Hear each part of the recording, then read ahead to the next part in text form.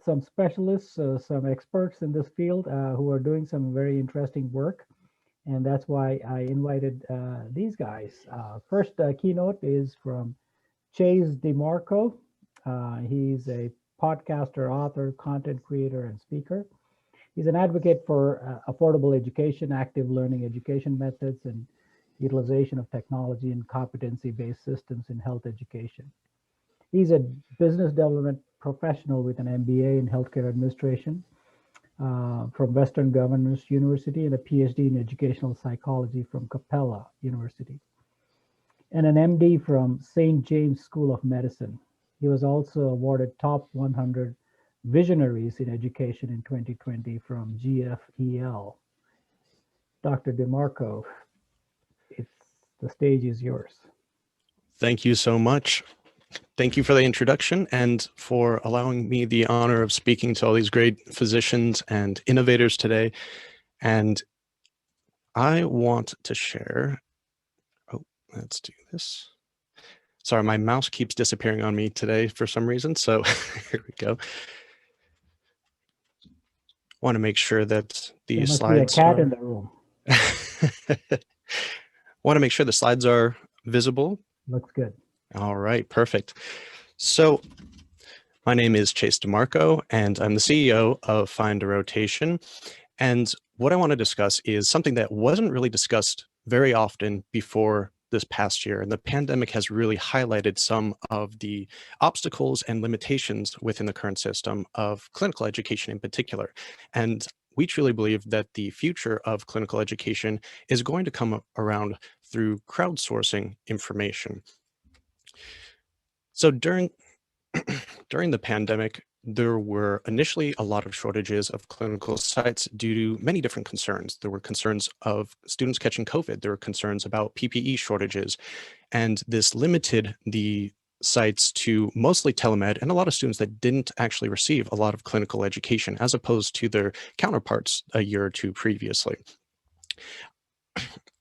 On top of this, those that were able to practice clinically often didn't see a variety of patients. They were very limited to patients with COVID. So again, limiting the exposure that a lot of healthcare students, and in particular, physician students, MD and DO students, had during this period of time.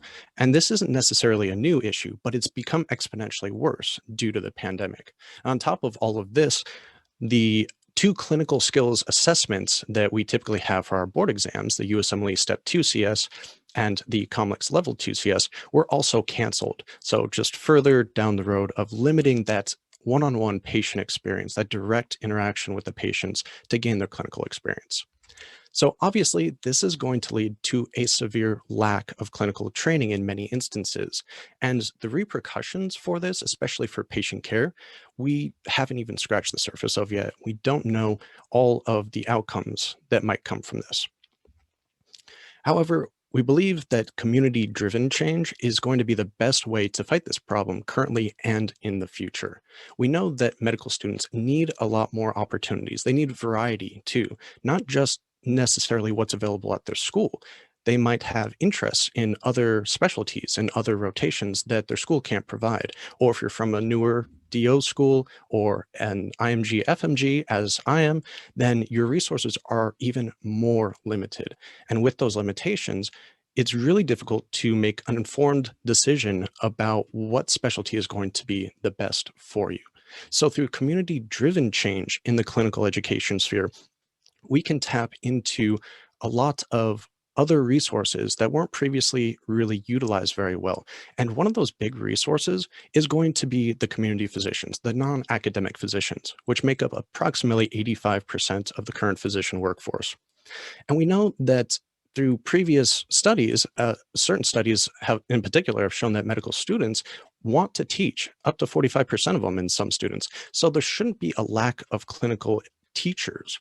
There are just a lack of clinical sites, often due to just traditional ways of approaching this topic and sometimes some academic versus non-academic barriers. So some of the reasons that we believe these clinical options, increased clinical options, are really going to make a difference in the future of healthcare and in patient care is we all hear about the physician shortage, and it doesn't seem to be shrinking too much or going away anytime soon. And in fact, the most recent study showed that the AMA is predicting 133,000 physician deficit by 2033.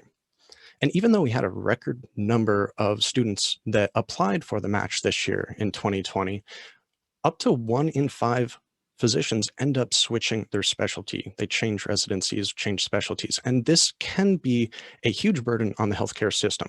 Having to start over from scratch if you're a resident, or that extra education that is required to retrain in another specialty just hinders the ability of the physician to provide the best care, the most care they can, especially since they're going back and relearning different topics.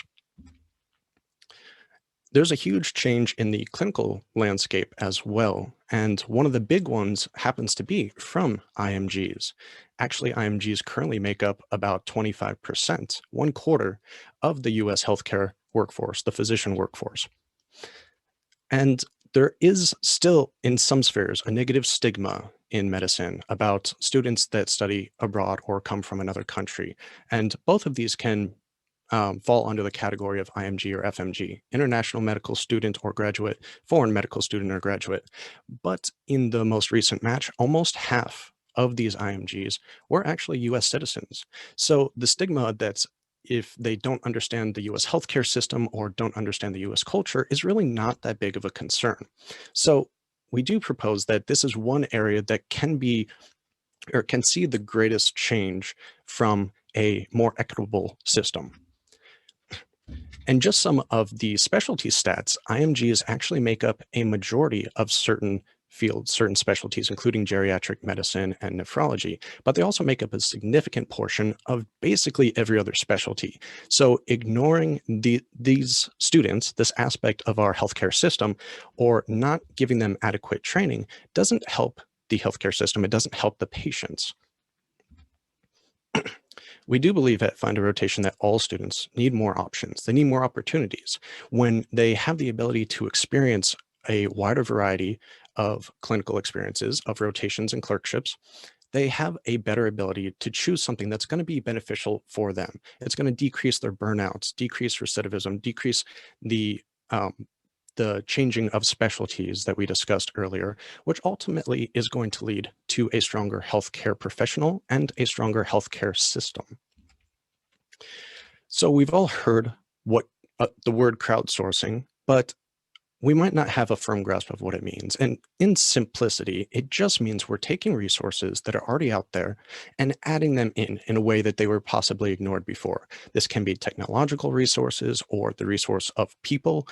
We see this with housing rentals, with Airbnb and VRBO, really expanding the options that students have or that renters have to find these rental locations, and gives the host a separate ability to earn an income.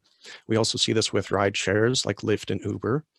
Even traffic reporting. So on Waze, you can report traffic accidents way before the Department of Transportation or possibly the local law enforcement would be able to report it. And that just provides a better system and a more informed general public. There are many companies that use crowdsourcing in one way or another, but this hasn't really been used in clinical education or medical education at all. What we believe crowdsourcing this type of education can do is, again, tapping into that resource, the 85% of physicians that aren't in academic medicine. And unfortunately, those in academic medicine are often forced to teach whether they want to or not. And that's not necessarily a good experience for them or the students.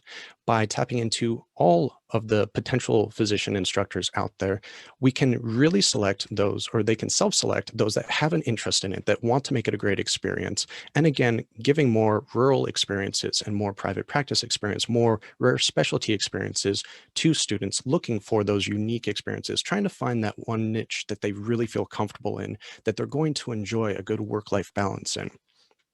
We help to break down these academic versus non-academic boundaries.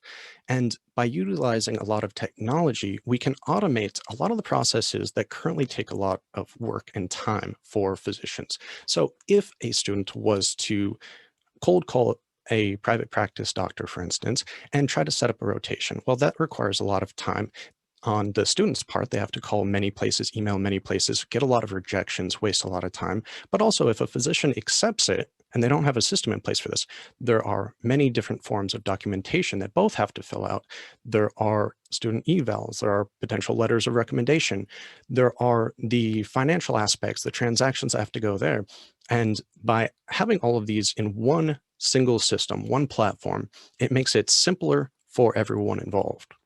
And we believe this will ultimately just advance medical education in a way that hasn't been done previously. So some of the problems that we're trying to solve right now are finding students and sites. I know many physicians that have to go out and advertise their own location, whether that be on social media or starting their own website. Granted, many can go to their local hospital, but many don't have, or local hospital or university, many don't have that opportunity. They might be too far away or just not connected in that way. So by having this centralized marketplace, then we can limit that ability or that problem right there. Scheduling, everyone here has probably used Calendly or some sort of alternative. So by having an in-app automated scheduling, we can prevent double bookings. We can make sure that students and physicians know exactly what's going on what at what time, and prevent a lot of complications that can happen if you're trying to, for instance, manually schedule your rotations with multiple students. Documentation is always a pain. Students have to fill out dozens of documents to go to certain rotation sites, but by allowing for SMS or text messaging, and for e-signatures, we can have everything in one central location. Doctors don't need to print things out, sign it, upload it, email it, fax it. Students the same way. Everything can be done within the system. The payments and compensation can also be done just like an e-commerce site or any other site that requests payments, whether it be PayPal, connecting your bank accounts, any sort of payment system like that. And the tax implications or tax documentation can automatically be sent at the end of the year, so a physician doesn't have to worry about it. Of course, there are many benefits to teaching, but sometimes if a new preceptor is contemplating teaching students, taking on new students, they might not be aware of all of the benefits. And of course, we should teach for the enjoyment of teaching and for sharing our knowledge with the next generation of future physicians. But we also learn a lot from teaching. We learn a lot from our students. We can learn from their different cultural upbringings, from our different ages, the different technological knowledge, social media. They can actually become advocates for your practice in many cases. And by increasing the supply of clinical sites, we believe with the same demand or similar demand, we reduce the cost, therefore reducing the student debt, at least in certain instances. Physicians can also win academic awards, earn tax benefits, earn CME credits, and many other benefits in that aspect, depending on what state and what medical board you're associated with. And of course, there's the financial compensation, because for those that require it, you should be rewarded for your time, for your service, and giving back to the community. Here's a list of references for some of the stats requests or mentioned earlier. And if you would like a list of these, feel free to contact me.